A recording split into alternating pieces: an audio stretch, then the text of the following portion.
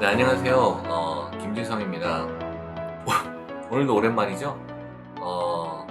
늘 사는 게 그렇게 여유롭지는 않은 것 같아요. 그래서 한동안 미루다가 도저히 미루기도 어렵고, 그래서 오늘은 좀 새로운 거에 대해서 간단하게만 설명해 보도록 하겠습니다. 오늘은 이제 SRS, SBRT, 세이버 이런 거에 대해서 설명을 할 텐데요.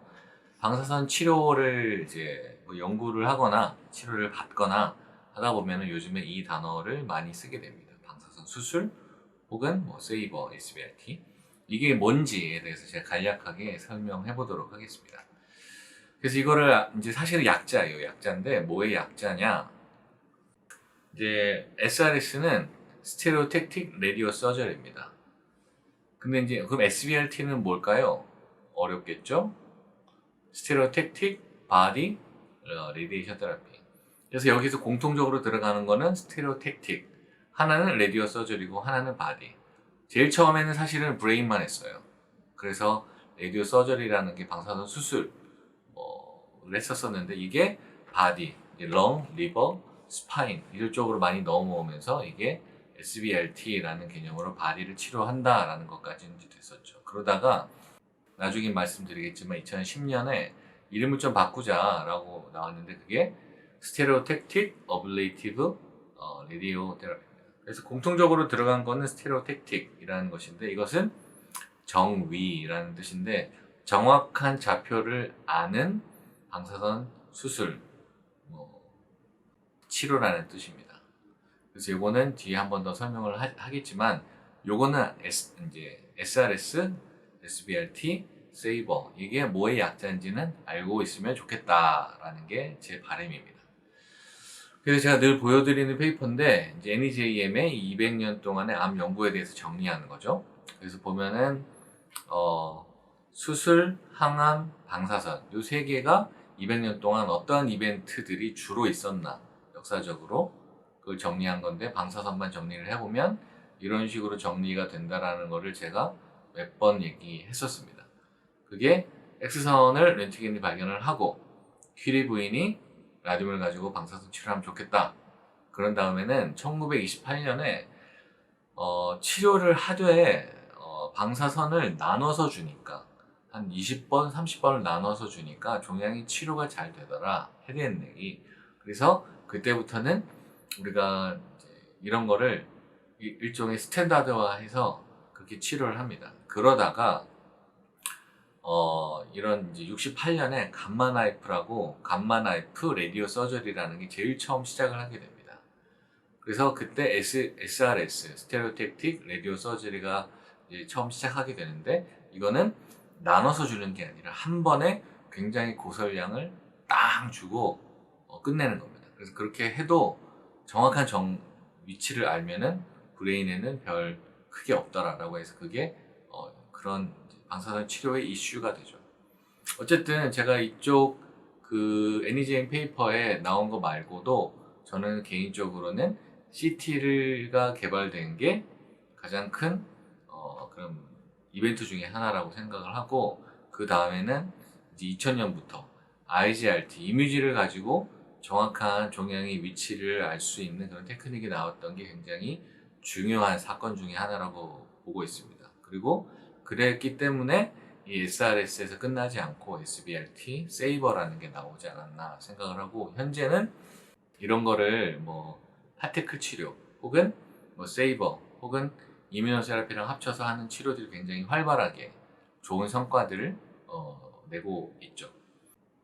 그래서 이제 그 SRS에 대해서 제가 좀 더 설명을 해보면 이제 이게 이제 그때 네이처에 냈던 이제 논문인데요. 프로톤으로 굉장히 이 하이 도즈를 줬을 때 치료가 잘 되더라 라는 것을 발표한 적이 있습니다. 그래서 이 사람이 사실은 이제 렉셀이라는 사람인데요. 이 사람이 그 프로톤을 가지고 스웨덴에서 제일 처음 치료를 했습니다. 이 브레인. 그래서 보면은 첫 번째 이 프로톤을 가지고 이제 브레인 서저리를 한 사진인데 헤비 파티클이 굉장히 좋았다라고 얘기를 하고 있고 근데 너무 크더라. 그래서 그 다음 필요한 게 서전 혼자서 할 수 있는 이런 SRS 치료 기기가 있으면 좋겠다라고 얘기를 했죠. 그래서 발명을 한 게 이제 감마 나이프가 되겠습니다.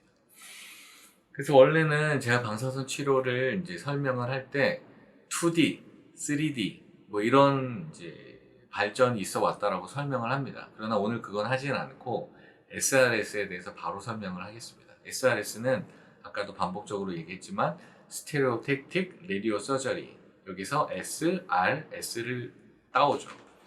가장 먼저 시작된 거가 감마 나이프라는 건데, 이거는 머리에 저런 식으로 이렇게 핀을 이렇게 박습니다. 하나, 둘, 셋, 네 개. 그래서 움직이지 않게.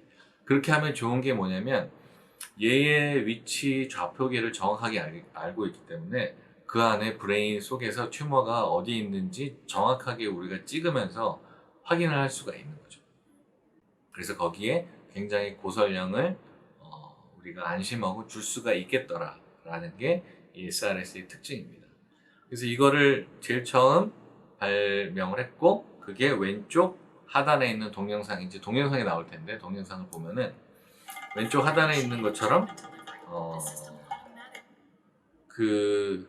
이게 뭐라고 해야 될까요? 저렇게 핀을 받고 사람이 들어가게 되면은 그 안에서 코발트 동위원소를 가지고 굉장히 고설량을 집중적으로 주게 됩니다.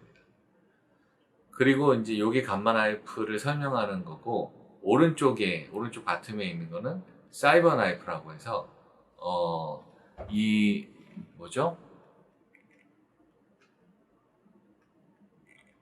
네, 이런 식으로 치료를 하는 겁니다.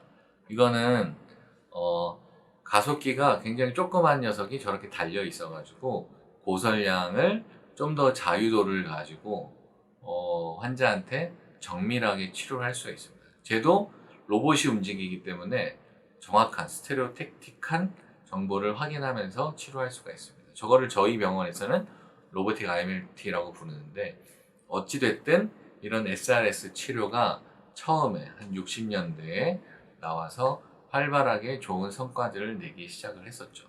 그러다가 이제 사람들이 이런 역사적으로 이 SRS 혹은 이 방사선 수술을 어떤 식으로 이제 발전을 시켰나라는 것들을 정리한 게 이 그래프인데, 잘 보일지는 모르겠습니다. 그래서 제가 이제 몇 가지 중요한 이벤트만 가져왔겠죠, 당연히.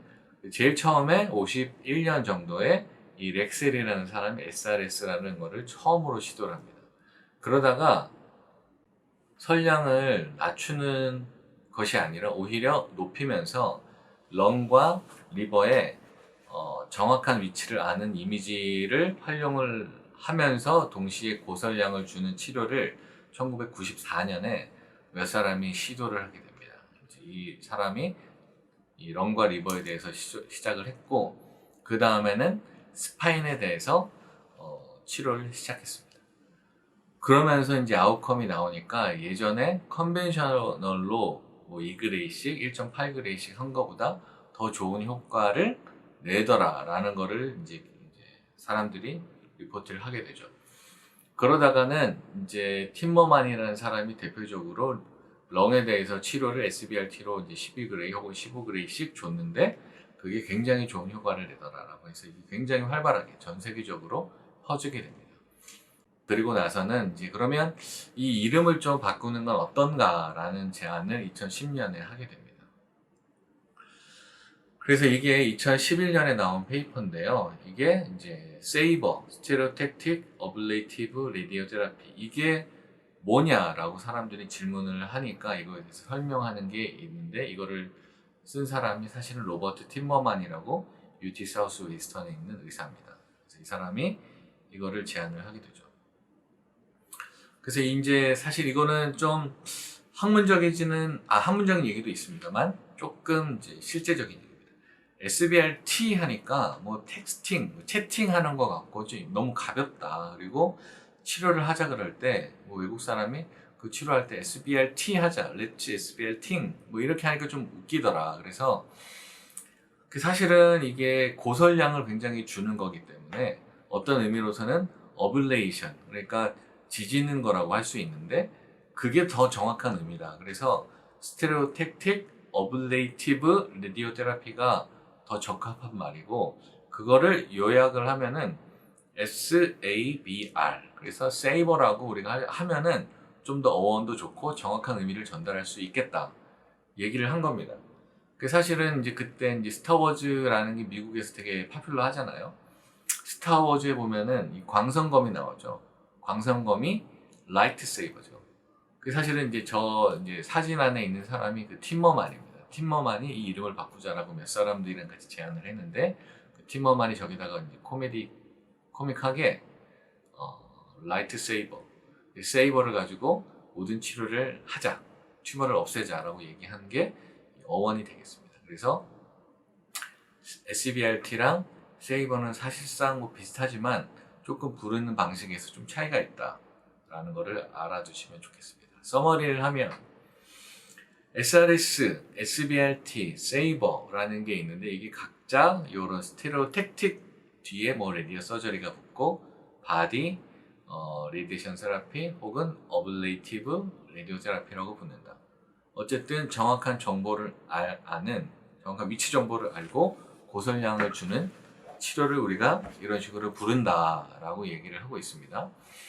그래서 보통은 이제 몇 가지가 필요합니다. 하이 도즈를 주는 게 필요하고, 정확한 위치, 그 다음에 환자가 움직이지 않도록, 움직이면 큰일 나겠죠. 굉장히 높은 설량을 주니까. 그래서 움직이지 않고, 혹은 환자가 움직이지 않는 것과 동시에 튜머의 모션도 우리가 매니지를 해야 되는 겁니다. 그래서 정확하게 전체적으로 서브 센티미터, 굉장히 정확한 설량 전달을 할 수 있는 시스템을 갖춰야 되겠죠. 그래서 이거를 이제 한국말로 요약을 하면은, 굉장히 높은 설량을 주는 치료 한 번 혹은 5번 이내, 그리고 영상 유도, IGRT 방사선 치료가 돼야 정확한 위치를 알 수가 있겠죠. 환자의 움직임도 제어하고, 때로는 훈련도 해야 됩니다. 그래야 정확한 위치를 반복적으로 재현할 수 있으니까요. 그리고 고설량을 주기 때문에 치료하기 전에 이게 정확한지 전체적으로 검증하는 정도 관리가 필수적이고, 그다음에 이 모든 프로세스를 사람들이 유기적으로 일을 하기 때문에 그런 유기적인 시스템, 그리고 정확한 전달을 하는 시스템이 있어야 된다라는 거를 사람들이 보통 레커멘데이션을 하고 있습니다. 이러기 위해서는 가장 중요한 것은 사실은 이 모든 것을 잘 알고 있는 의료진이 있어야 되는 거죠. 의사도 필요하고, 메디컬 피지스트도 필요하고, 도시메트리스트, 치료 방사선사 선생님들, 간호사, 이분들이 이 전체적인 컨셉을 알고 정확하게 치료하는 그런 경험이 많은 사람들이 있는 것이 가장 중요하다고 할 수 있겠습니다.